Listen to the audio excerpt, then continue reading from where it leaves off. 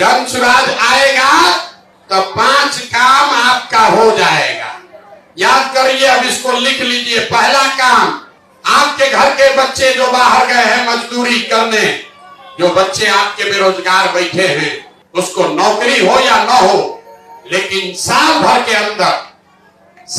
अंदर हर आदमी को 10 से 12 हजार रुपया के रोजी रोजगार का व्यवस्था यही सुपौल, यही बिहार में करके दिया जाएगा।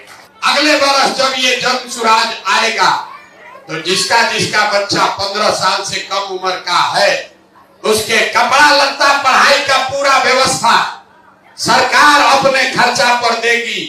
और खाली सरकारी स्कूल में नहीं, जब तक सरकारी स्कूल नहीं सुधरेगा तो गरीब को यह सुविधा दी जाएगी, आप अपने बच्चे को प्राइवेट में भेजिए और फीस आपके बच्चे का सरकार भरेगी, ताकि गरीब का बच्चा भी अंग्रेजी स्कूल में पढ़ सके। होना चाहिए कि नहीं होना चाहिए?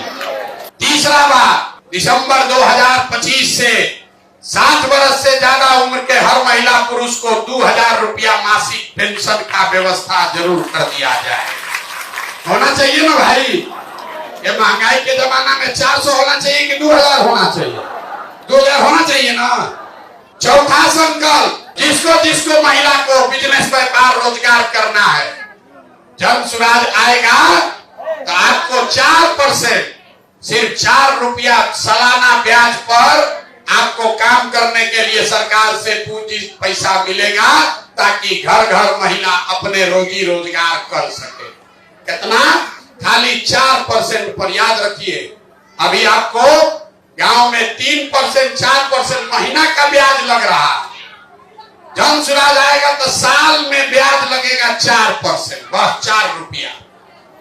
और अंतिम बात, जो किसान सब्जी उगाइएगा, मसाला उगाइएगा, तो नगदी फसल करने वाले सभी किसान को मजदूर की सुविधा मुफ्त में सरकार की ओर से दी जाएगी।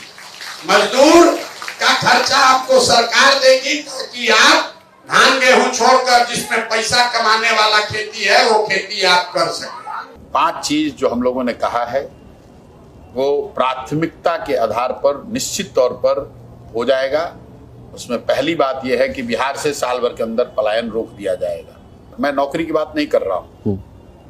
बिहार में राजनीतिक और सामाजिक जीवन में रहने वाले लोगों को यह समझना चाहिए कि आप पूरे इतने बड़े आबादी को सरकारी नौकरी नहीं दे सकते, लेकिन इतने बड़े समाज को आप अच्छा पढ़ा सकते हैं, इतनी बड़ी जनसंख्या को आप रोजी रोजगार की व्यवस्था कर सकते हैं। तो जन स्वराज का पहला संकल्प यह है कि साल भर के अंदर यहाँ डिस्ट्रेस माइग्रेशन